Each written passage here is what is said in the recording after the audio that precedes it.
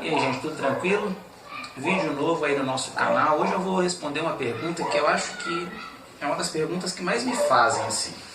Você é teólogo? É muito legal. Me diz aí, qual é a melhor Bíblia? E já de cara eu queria dizer que é um pouco difícil de responder essa pergunta, mas a gente vai tentar pensar um pouquinho sobre isso. De início eu queria convidar para que vocês abram as suas Bíblias. Quem não tiver uma Bíblia, vai aparecer o texto também aí na tela do vídeo. Na primeira carta de João, primeira carta do apóstolo João, no capítulo 3, nós iremos ler a partir do versículo 4. Eu estou lendo uma Bíblia que é a versão King James, e tem um porquê de eu estar lendo essa Bíblia, que vai até nos auxiliar a responder essa pergunta. Capítulo 3 dessa primeira carta do apóstolo João, versículo 4, diz assim: qualquer que comete pecado também transgride a lei, porque o pecado é transgressão da lei. Até aqui. Sempre que a gente fala sobre qual a melhor Bíblia, aí algumas pessoas elas perguntam com alguns motivos diferentes. O principal motivo, acredito eu, é porque a pessoa quer saber qual Bíblia está mais próxima do original, tanto grego quanto hebraico. Essa tradução, essa versão que eu estou com em mãos, que é a King James, é uma versão inglesa, apesar de estar no português, mas é uma tradução dos originais, hebraico e grego, para o inglês. E no caso dessa versão em português, é uma tradução direta do inglês para o português, usando as mesmas palavras, os mesmos tempos verbais que foram usados no inglês. Mas quando a gente fala sobre tradução, a gente tem que tomar um pouco de cuidado para decidir qual é melhor, ou é até errado, mas alguns dizem, essa Bíblia é a pior Bíblia que tem. Mas quais são os conceitos para dizermos que uma Bíblia é boa ou que uma Bíblia é ruim?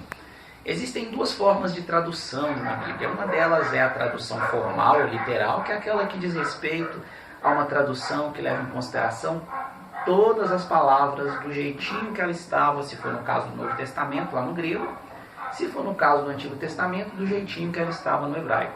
Isso é perigoso porque quando a gente faz uma tradução literal, dificilmente a gente consegue alcançar o mesmo sentido no português.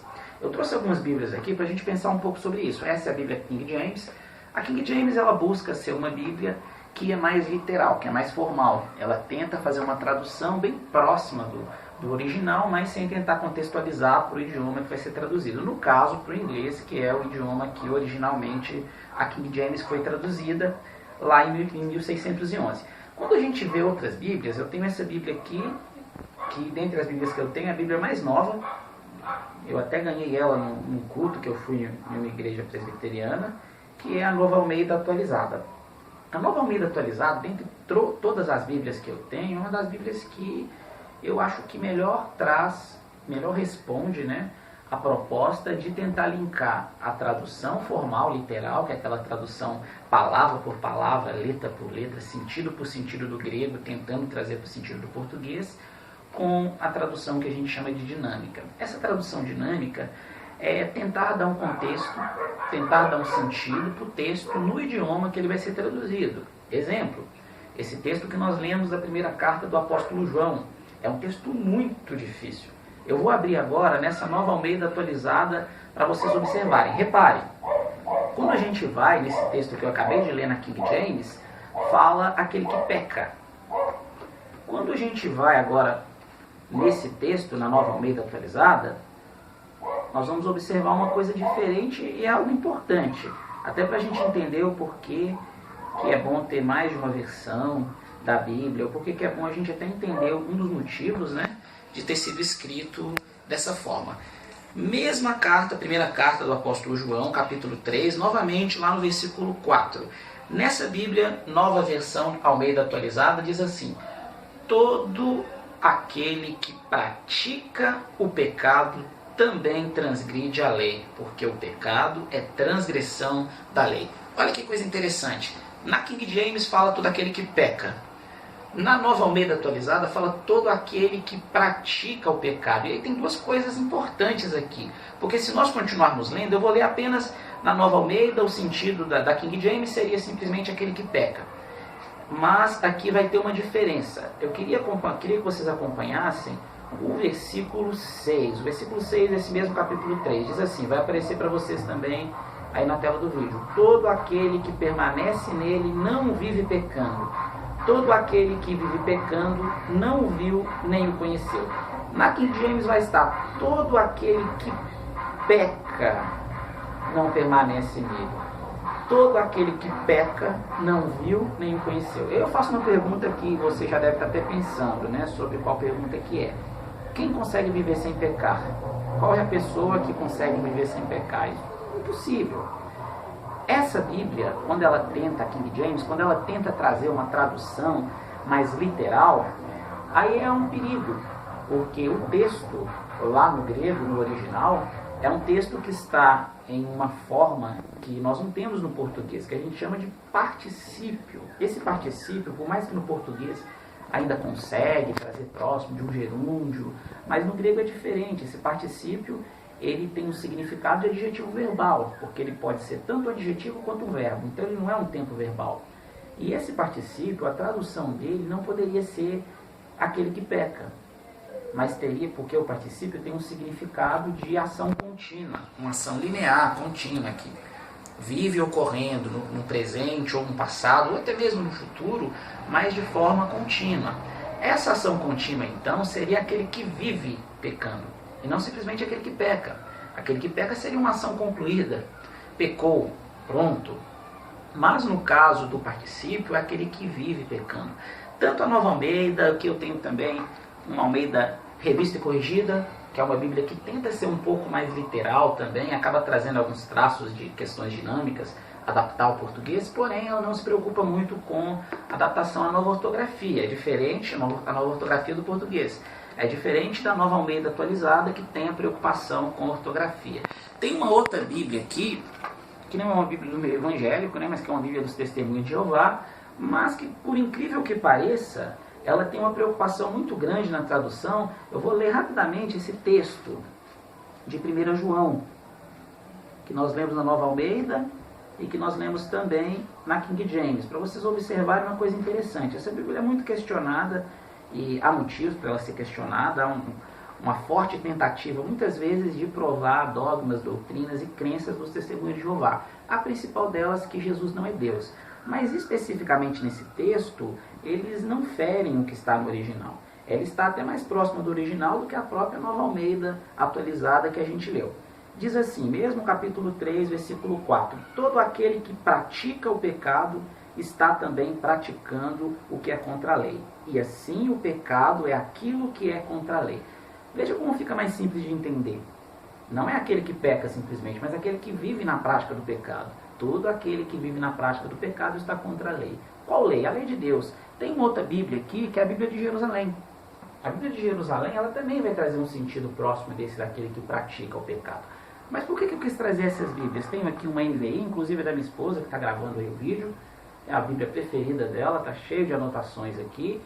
Porque essas Bíblias são Bíblias que têm um sentido, às vezes, um pouco diferente uma da outra, mas o propósito é o mesmo. A NVI é uma Bíblia que tenta trazer a questão literal, ou seja, ser mais próximo do texto no original, com o que o português quer dizer. Uma tradução legal que a NVI traz é de pronomes que no passado, no português mais arcaico, eram tratados como vós. Hoje coloca-se como você, o próprio tu. Por que isso? É para tentar adequar a nossa linguagem mais contextualizada, mais contemporânea. Isso não fere o que está nas Escrituras. Por isso que é importante nós termos não simplesmente uma Bíblia, mas mais de uma Bíblia na nossa casa. E para responder a pergunta, aqui eu vou mostrar duas últimas Bíblias que eu tenho. Essa é a famosa Reina Valera, que é, ao meu ver, a melhor versão da Bíblia no espanhol. E eu tenho uma Bíblia bilíngue, mas que a parte dela no português é a nova tradução da linguagem nos dias de hoje. Toda Bíblia tem um propósito. Então, quando essa pergunta me é feita, qual a melhor Bíblia? Eu tento entender o motivo que a pessoa está fazendo a pergunta. Se o motivo for, eu quero uma Bíblia mais próxima do original, aí eu vou ter uma resposta que não vai agradar muitos, que é para ter uma Bíblia mais próxima do original, você vai ter que entender o original. Por quê?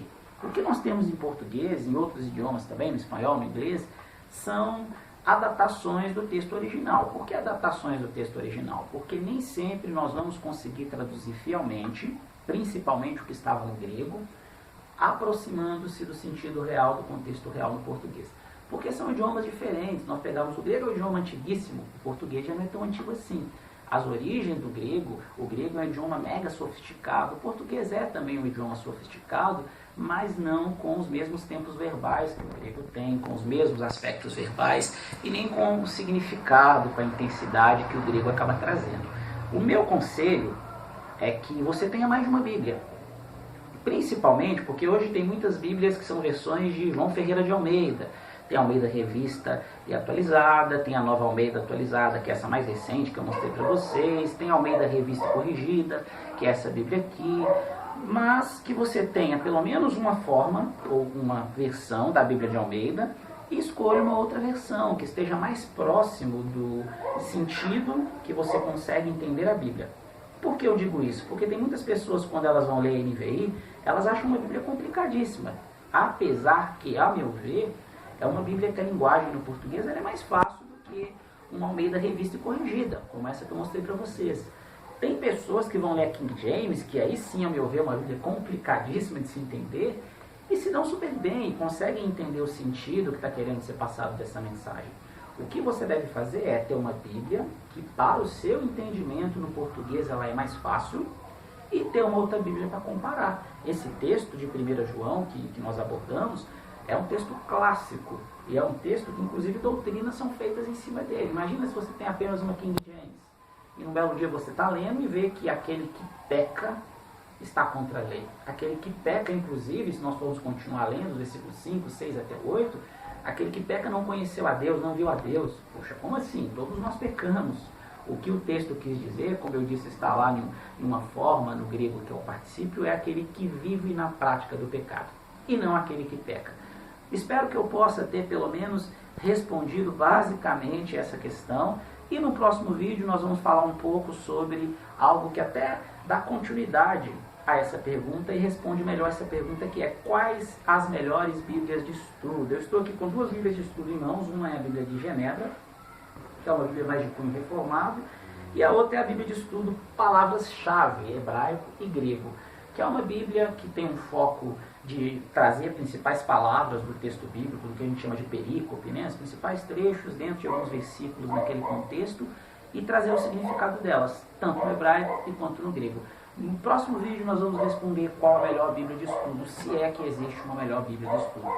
Obrigado, divulguem esse vídeo para os amigos que se interessam em saber mais sobre a Bíblia, dos amigos que têm dúvida em qual Bíblia comprar, qual Bíblia obter. O meu conselho final é: eu tenho um tablet, aqui no meu tablet eu tenho várias versões da Bíblia, inclusive Bíblia no grego, Bíblia no hebraico, Bíblia com comentários.